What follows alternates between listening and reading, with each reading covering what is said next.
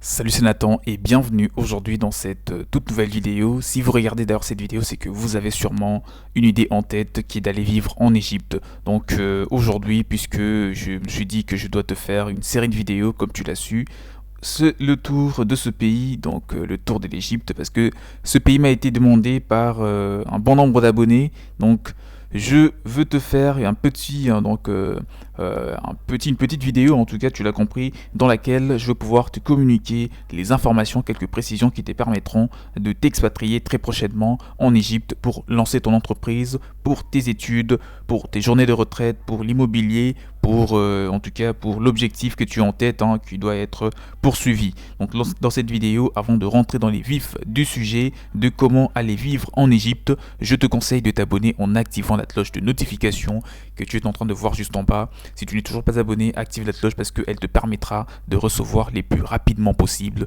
les vidéos qui seront publiées sur différents sujets tels que donc l'investissement ou encore l'expatriation. Et pour toutes ces personnes qui ont besoin vraiment de la connaissance très approfondie telle que voilà donc des supports PDF ou encore des formations à ce sujet, j'ai mis des programmes en place. Vous pouvez me contacter, mon mail est dans la description de la vidéo afin de vous en faire bénéficier. Nous allons échanger et vous accompagner éventuellement dans toutes les démarches administratives pour que vous puissiez vous expatrier dans ce pays. Alors, voyager, c'est aller à la découverte de l'inconnu, certes, mais parfois quelques repères et précautions sont nécessaires pour bien s'orienter, les connaître avant de vous lancer dans l'aventure. C'est la meilleure attitude, en tout cas, qu'il convient d'avoir. Dans les cas où vous compteriez effectuer une expatriation en Égypte, voici quelques informations concernant la démarche qu'il faudra adopter pour un séjour tranquille et sans incident majeur. Alors, l'expatriation en Égypte, les prérequis incontournables. Pour pouvoir s'expatrier dans ce pays, s'expatrier requiert plusieurs documents authentifiés. Certains d'entre eux nécessitent quelques démarches à l'endroit des représentants de l'État où vous vous rendez. Si votre pays d'origine dispose d'un consulat ou d'une ambassade égyptienne, les problèmes ne se posent pas. Vous pourrez obtenir aisément tous les documents légalisés nécessaires à votre voyage. Dans le cas contraire, vous pourriez avoir besoin d'un prestataire en ligne qui vous aidera à légaliser vos documents pour l'Égypte sur internet. Dans ce cadre, il se chargera également de vous obtenir les pièces indispensables à votre expatriation en Égypte, notamment les visas et les assurances séjour. Vous aurez juste à faire votre demande en ligne, puis vous enverrez vos papiers à l'agence qui fera les vérifications et ainsi que les démarches nécessaires pour vous obtenir les certifications. Il convient de préciser que les visas touristes n'est valide que pendant un mois et ce visa est renouvelable au bureau de l'immigration se trouvant au Caire.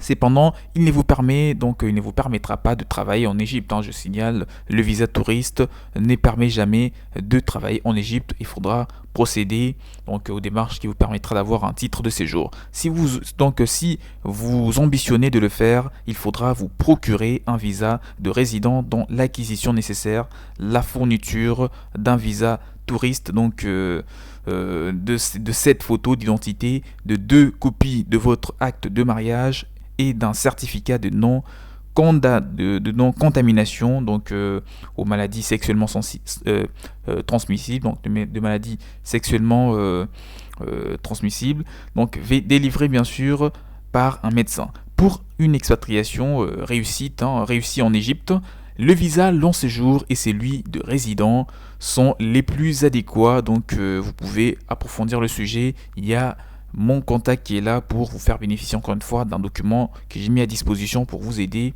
à avoir plus de connaissances à ce sujet. Les autres documents nécessaires sont à obtenir dans votre pays d'origine. Il s'agit du carnet de vaccination et du passeport qui doit être valide 6 mois au moins après la date de retour. Il est recommandé d'avoir les vaccins contre la tuberculose, la coqueluche, la rougeole, l'oréon, la fièvre jaune, la fièvre typhoïde, les hépatites A et B, la diphtérie, le tétanos et la poliomyélite à jour. il faudra se vacciner contre toutes ces maladies que je viens de te citer pour que tu sois vraiment autorisé à entrer sur le territoire égyptien. Parlons maintenant des informations supplémentaires non moins importantes. Quelle que soit la durée de votre expatriation en Égypte, vous devez penser à passer le permis de conduire égyptien si celui-ci, si celui de votre pays d'origine n'est pas du tout reconnu. C'est très important. Donc par exemple pour ma part, lorsque je me suis expatrié dans un pays que je ne vais pas vraiment citer dans cette vidéo, j'avais encore mon ancien permis en pensant que ça pouvait me servir dans l'autre pays. Mais par contre, ce n'était pas le cas, donc j'étais obligé de repasser mon permis. Et vous vous doutez bien que c'est un petit peu désagréable. Si vous êtes une femme, par exemple, le mieux serait d'engager un chauffeur, bien que les dames soient autorisées à conduire en Égypte. Les principales langues qui sont parlées sont l'arabe, la langue officielle du pays, et l'anglais, qu'il faudra donc maîtriser. La monnaie locale et la livre égyptienne qui vaut 0,054 € actuellement. L'organisation hebdomadaire est assez particulière en Égypte. Le week-end, il commence les vendredis et se termine le samedi. Pour ne pas être dépaysé à votre arrivée en Égypte, il sera judicieux de vous imprégner bien avant votre expatriation dans ce pays, donc de la culture locale, là je signale.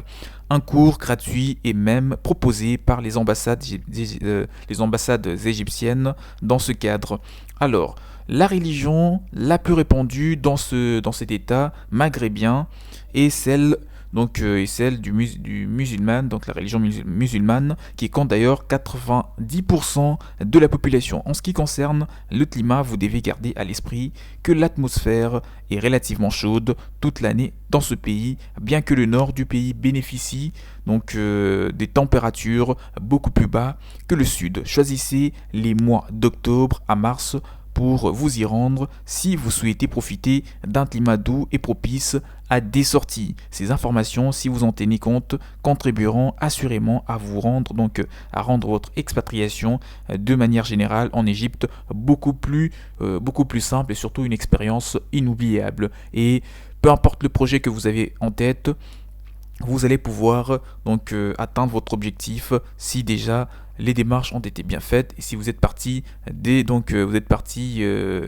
sur des bonnes bases. Alors j'espère que la vidéo vous a été très utile et surtout que vous en avez tiré des informations importantes pour que vous puissiez vous expatrier comme il se doit dans ce pays qui est l'Égypte, tout en sachant que je t'informe également que la fiscalité est très intéressante pour ceux qui veulent lancer des affaires. Donc vous aurez de quoi à vous réjouir et il y a plein d'avantages.